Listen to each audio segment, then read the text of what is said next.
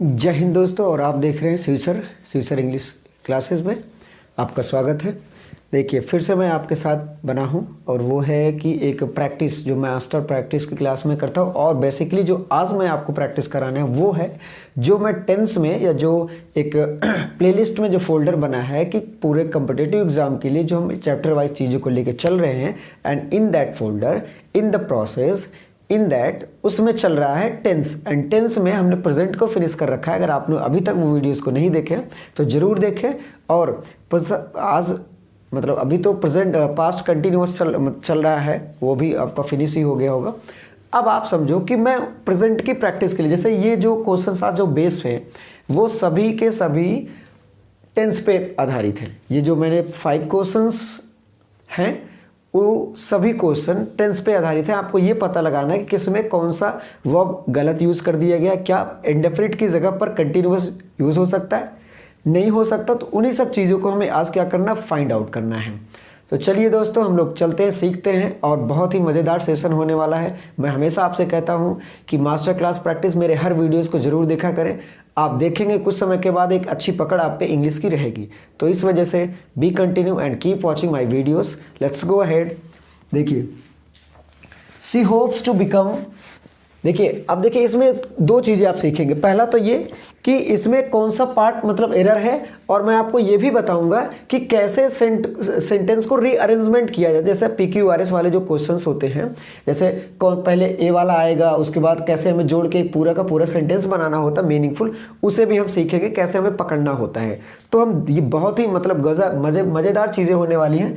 देखिए, सी hopes to become.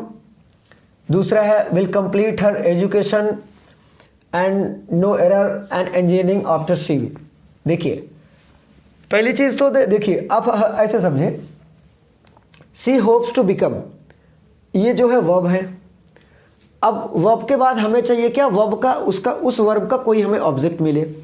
अब हो सकता है वो जो ऑब्जेक्ट मिले वो नाउन क्लॉज भी हो सकता है और एक सिंगल वर्ड भी हो सकता है। तो सबसे पहली चीज तो हमें ये देखना है कि ये जो सी होप्स टू बिकम, अब ये वर्ब आया तो वर्ब का हमें क्या चाहिए, या तो कंप्लीमेंट होगा और या तो हम क्या करेंगे, ऑब्जेक्ट होगा। तो ऑब्जेक्ट हम खोजेंगे। She hopes to become will complete her education तो हो ही नहीं सकता, क्योंकि वर्ब के बाद फिर हेल्पिंग वर्ब लगाने के बाद आप बेस वर्ब फॉर्म लिखना कोई ज़रूरत नहीं। तो इसके बाद हमें चाहिए कोई ऑब्जेक्ट। अब वो ऑब्जेक्ट ये है, she hopes to become an engineer after C will complete her education. देखिए, मैं आपको बता दूं कि जब कभी भी मेन क्लॉज का मतलब ये जो लिखा है, जब कभी मेन क्लॉज प्रेजेंट में हो तो आने वाला जो टेंस होगा, मतलब जो सबऑर्डिनेट क्लॉज होगा, वो किसी ज़रूरत के अनुसार पे वो किसी भी टेंस में हो सकता है। नहीं, देखिए, देखिए, जब कभी भी मेन क्लॉज का जो सेंटेंस हो, टेंस हो, अगर वो प्रेजेंट में है तो आने वाला क्लॉज क्या होगा, उसमें फ्यूचर में हो सकता है। ठीक है। और अगर पास्ट में है तो वो सिचुएशन के अनुसार वो किसी में भी हो सकता है। जैसे कुछ यूनिवर्सल ट्रूथ हो जाते हैं, तो भले ही जो मेन क्लॉज हो वो भले ही पास्ट में हो, सबऑर्डिनेट क्लॉज किसी भी मतलब टेंस में यूज हो सकता है। अब आप समझो, ये है वर्ब को चाहिए क्या, एक ऑब्जेक्ट चाहिए। वो ऑब्जेक्ट क्या है, यहाँ है। तो इसका जो बनेगा, she hopes to become an engineer after C will complete her education. जब वो अपना वो कर लेगी तो वो उम्मीद करती है, आशा करती है कि वो क्या बनेगी, मतलब एक इंजीनियर बनेगी। क्या करने के बाद, जब अपना ये पूरा कर लेगी। तो आप ये मान के चलो ये मेन क्लॉज था, ये तो इस तरीके से आपने समझा। अगर नहीं समझ में आता तो आप ऐसे भी समझ लें। इसके बाद क्या है कि ये आएगा, after C will complete her education. तो बिल्कुल सही, हमें ये मतलब इसके साथ जो सिंगुलर फॉर्म इसे बनाना था बेस फॉर्म से, वो भी हमने बना रखा है। टू लगा के इन्फिनिटिव हमने ये जोड़ा है। तो इसके बाद हमें क्या चाहिए, वो चाहिए। और एन का भी यूज सही हुआ है, इंजीनियर पढ़ा जाता है, तो ये भी सही है। आफ्टर अपने प्रीपोजिशन लगा के 2 सेंटेंस को जोड़ रखा है कि सी विल कंप्लीट हर एजुकेशन। तो ये बिल्कुल सही है, इसमें से कोई गलत नहीं है। तो इसका जो आंसर होगा वो होगा नो एरर। ठीक है, आपको समझ में आ रहा है? बिल्कुल, आई थिंक आपको समझ में आ रहा हो। अब यहां पर देखते हैं। देखिए, I am think I will go to the market, to इसमें मिसिंग है, I will go to the market later this afternoon, no error. देखिए, 4 ऑप्शन है, चारों को पता करना। देखिए, पहली चीज तो ये कि ये क्या है, बेस फॉर्म है वर्ब का।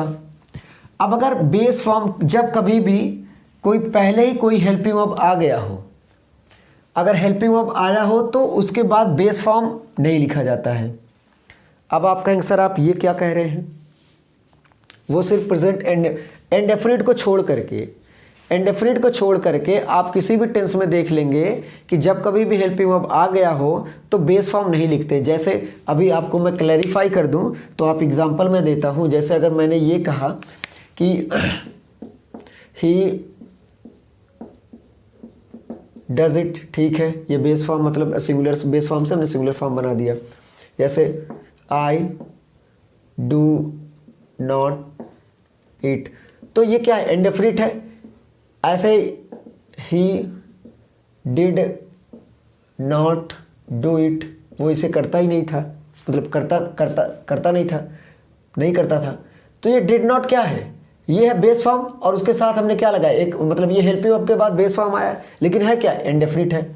ऐसे आप प्रेजेंट फ्यूचर इंडेफिनिट में भी देखेंगे कि विल के बाद क्या आता है, बेस फॉर्म ही आते हैं। लेकिन उसके बाद आप समझो कि कंटिन्यूअस में अगर कोई ही इज आ गया तो क्या बेस फॉर्म ही लिखा जाता, बिल्कुल नहीं लिखा जाता है।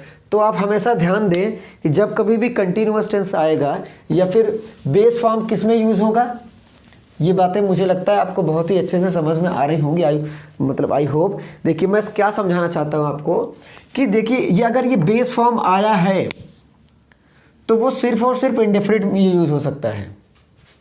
मेरी बात समझ में आ रही है आपको कि बेस फॉर्म इंडेफिनिट को पहचानने का सबसे अच्छा तरीका है कि वो क्या होगा, बेस फॉर्म होगा। बेस फॉर्म का मतलब प्लरल वाला फॉर्म जो होता है वो किस में होगा, इंडेफिनिट में होगा।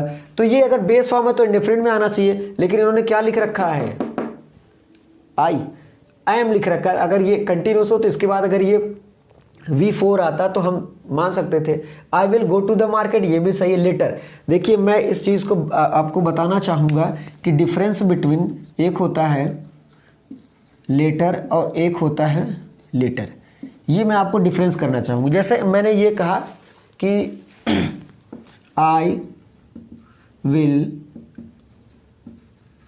टेल यू लेटर ऑन या लेटर, ठीक, लेटर ऑन। अब ये दर्शाता है, मैंने कहा आपको मैं बाद में बताऊंगा। बाद में बताने का मतलब क्या है, जैसे अगर मैं यहाँ मैंने बातें की तो मैं कुछ देर के बाद बताऊंगा, तो ये जो गैप आया वो क्या, टाइम है, मतलब ये क्या शो कर रहा है, टाइम को शो कर रहा है। अगर मैं ये कह दूं कि ही केम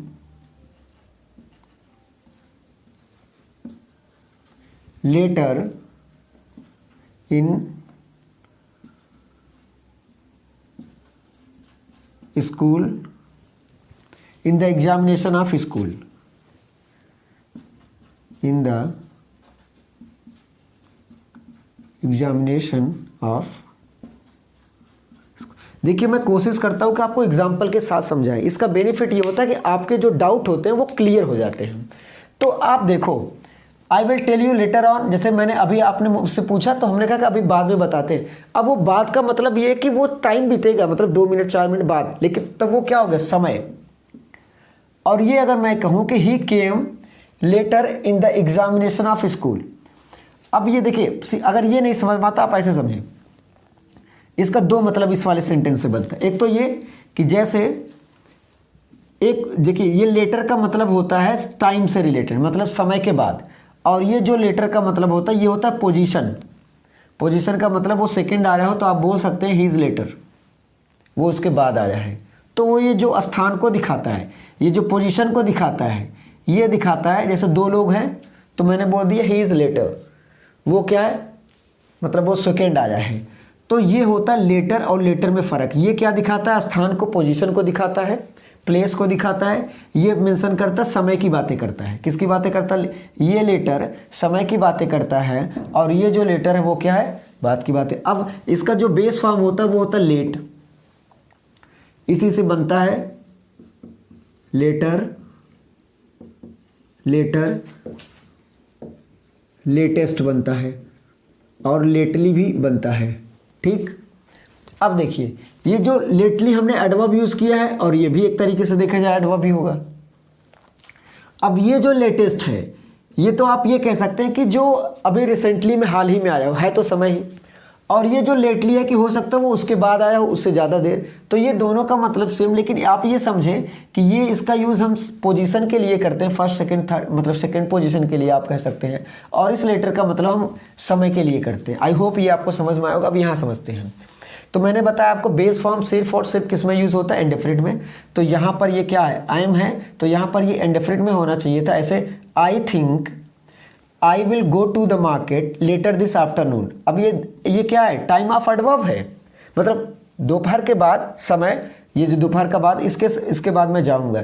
तो यहाँ पर आप समझ सकते हैं कि ये लेटर समय के लिए यूज़ किया गया है। तो यहाँ पर ये जो कंटिन्यूअस आई एम इन्होंने यूज़ करा, यहाँ नहीं होना चाहिए, ये होना चाहिए। बेस फॉर्म है तो सिर्फ इंडेफिनिट में। और वैसे भी हमने जब आपको बताया था कि कुछ ऐसे परसेप्शंस वाले वर्ब होते हैं, अपीयरेंस वाले होते हैं, इमोशन वाले होते हैं, फीलिंग वाले आते हैं, ऐसे वर्ड्स जो नॉर्मली कंटिन्यूअस में यूज़ ही नहीं होते, जैसे थिंक हो गया, अपीयर हो गया, स्मेल हो गया, नोज हो गया, मतलब हियर हो गया, तो रिकॉग्नाइज हो गया, नो हो गया, ये सभी जनरली कंटिन्यूअस में नहीं यूज़ होते। तो वैसे भी ये नहीं यूज़ होना है, तो मतलब ये वाले पार्ट में गलत है।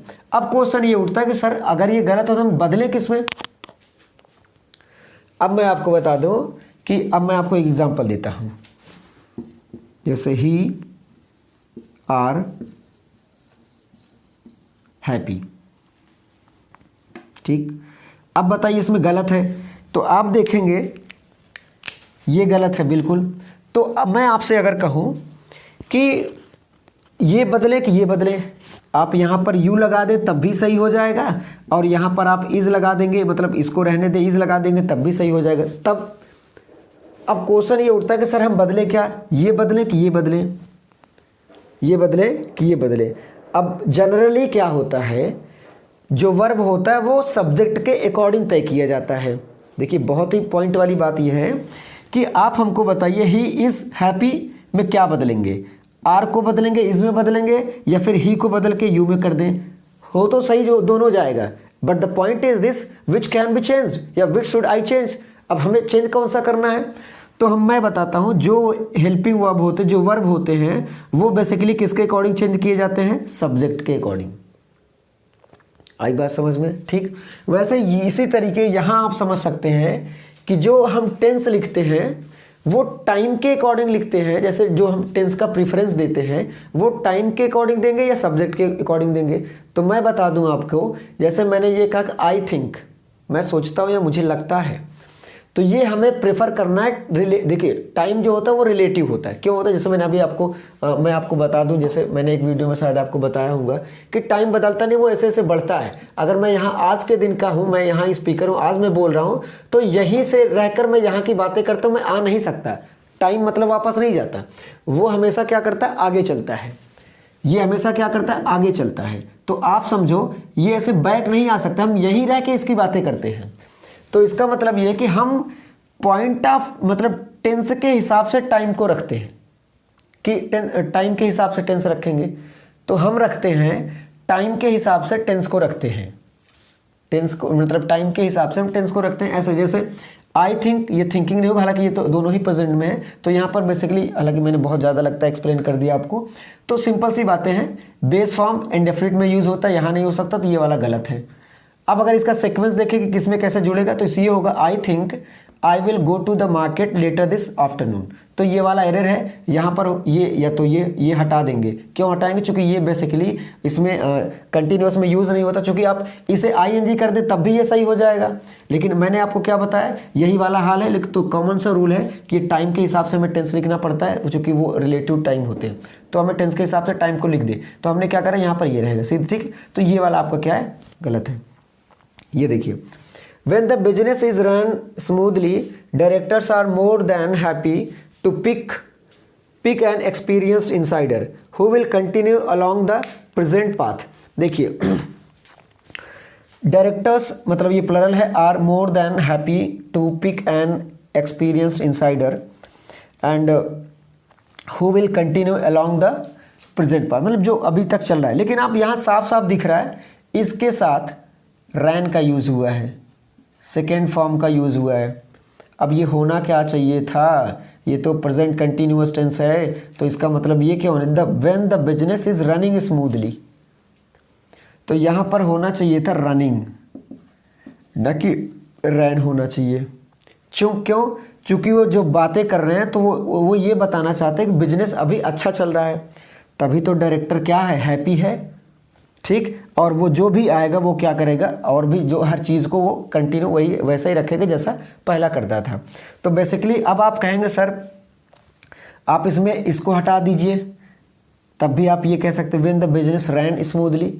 अब इसका पास्ट में करने का मतलब ये है कि मैंने पास्ट एंड इंडेफिनिट को बताया, एक तो ये फ्रीक्वेंट ऑफ टाइम को आप बता सकते हैं, और एक तो बता सकते हैं मतलब वन टाइम कंप्लीट एक्शन। तो ये वन टाइम कंप्लीट एक्शन हो नहीं सकता क्योंकि बिजनेस है, बिजनेस लंबा होगा। तो ये इसको ना हटा करके हम इज लगा के रनिंग, इसको रन को हटा करके रनिंग लिखेंगे, ठीक है। तो यहाँ पर एरर था और जो बनेगा वो ये बनेगा, when the business is running smoothly directors are happy, directors are more than happy to pick an experienced insider who will continue along the present path, ठीक। आगे देखते हैं। Now that I am back at work, I will beginning to feel much better। अब देखिए यहाँ पर अगर दिख रहा होगा तो आपको सीधा सा, जैसे now I am back at work, ठीक है, simple present. I have beginning, अब हैव आया तो इसके बाद में तो ठीक है, बेस फॉर्म तो नहीं लिखा है इन्होंने, लेकिन इन्होंने कंटिन्यूएशन वाला फॉर्म लिखा है। तो ये कंटिन्यूएशन फॉर्म तो यहाँ पर हो ही नहीं सकता, यहाँ पर होना चाहिए था वर्ब का थर्ड फॉर्म, तो मतलब ये गलत है। अब now I am back at home, मतलब back at work, I have begun to feel much better. अभी मैं वापस दोबारा काम पे आ गया हूँ तो मुझे बहुत अच्छा लग रहा है। तो इनके कहने का मतलब है, लेकिन आप सोचो कि आई हैव बिगिनिंग या टू फील मच बेटर, अब यहाँ पर क्या होना चाहिए था, वो होना चाहिए था। और मैंने आपको बताया कि प्रेजेंट परफेक्ट हम क्या यूज़ करते हैं कि वो जब आपको ये दिखाना हो कि मतलब जिसमें टाइम मेंशन ना हो और उसको कंप्लीशन दिखाना हो विदाउट टाइम, मतलब without mentioning time, if you want to show the work has been completed, तो वो हम प्रेजेंट परफेक्ट का यूज़ करते हैं, ठीक। तो ये यहाँ पर ये एरर होगा। अगला देखते हैं। ही has a passion for climbing mountains and is contemplates to scale Everest next year। देखिए एक तो अब समझिए, मैं आपको बताता हूँ कि he has a passion for climbing mountains, उसके पास एक जुनून है, eagerness है, enthusiasm है कि वो माउंटेन्स को चढ़ेगा, and is contemplates to scale Everest next year, और वो ये मानता है कि मैं अगले साल उसे जरूर क्या करूँगा, एवरेस्ट को नपूंगा या फिर देखूंगा कितना ऊंचाई है उसकी ऊंचाइयों से। अब समझने वाली बात ये है, देखिए बहुत ही बेहतरीन कॉन्सेप्ट मैं आपको देने की कोशिश कर रहा हूँ। ही has a passion for climbing, ये सही है। इस कंटेम्पलेट्स, पहला तो ये इन्होंने सिंगुलर फॉर्म यूज़ किया है बेस फॉर्म से बना के, जो इंडेफिनिट में यूज़ करते हैं हम लोग। और दूसरा पॉइंट ये है कि इन्होंने इसका भी यूज़ कर दिया है, बात समझ में आ रही, इसका भी यूज़ कर दिया है, कंटेम्पलेट्स का भी यूज़ कर दिया है, टू स्केल कर दिया है, एवरेस्ट से। अब आप ये सोचो, आप ऐसे भी कर सकते हो। अब आप सोचो सर अगर हम इसे हटा दें, इज हटा दें, तब भी तो भाई वो मतलब ही है, कंटेम्पलेट्स सही हो जाएगा। हाँ बिल्कुल आप सही हो जाएगा। अब आप समझो कि क्या हमें ये हटाना चाहिए कि इसमें आईएनजी का यूज़ करना चाहिए। देखिए जैसे गलती तो आपने पकड़ ली, मैंने आपको बताया ना, मैं आपको लॉजिक बताऊंगा, कॉन्सेप्ट बताऊंगा, सिर्फ ऐसे नहीं कि हाँ ये गलत है ऐसे क्वेश्चन कराते चले गए, नहीं, मैं आपको इस काबिल बनाऊंगा चीज़ों को समझ सके, खुद करे। तो मैं आपको समझाने की कोशिश कर रहा हूँ। ही has a passion for climbing mountains and, अब आप हमको ये बताए, इस कंटेम्पलेट्स है, ये तो बेस फॉर्म है, मतलब इंडेफिनिट उन्होंने यूज़ किया। अगर ये हटा देते तो सेंटेंस तो सही हो जाएगा। ही has a passion for climbing, और ये जो मतलब ये जो काम कर रहा है, ये काम कर रहा है आपका नॉमिनेटिव ये अपोजिशन की तरह काम कर रहा है, और ये इसके लिए यहाँ पर क्या हो जाएगा, मेन वर्ब हो जाएगा। ठीक, ये तो अपोजिशन की तरह है, मतलब अपोजिशन मैं बताऊंगा बाद में। तो टू स्कूल नेक्स्ट, लेकिन आप सोचो मैंने आपको प्रेजेंट कंटिन्यूअस टेंस को बनाते समय आपको ये भी बताया था कि हम कभी कभी कंटिन्यूअस का यूज़ करने के मतलब क्लोज फ्यूचर के लिए दर्शाने के लिए, हम फ्यूचर को दर्शाने के लिए भी करते हैं कि उन्होंने कहा कि मैं अगले साल क्या करने जा रहा हूँ ये। तो यहाँ पर देखिए अगर ये नेक्स्ट टीचर है, फ्यूचर है, और कहीं भी कोई भी इंडेफिनिट टेंस फ्यूचर को मतलब प्रेजेंट इंडेफिनिट टेंस कभी फ्यूचर बता ही नहीं सकता। सिर्फ हमने क्या बताया था, प्रेजेंट कंटिन्यूअस टेंस एक ऐसा जो फ्यूचर के बारे में बतला सकता है।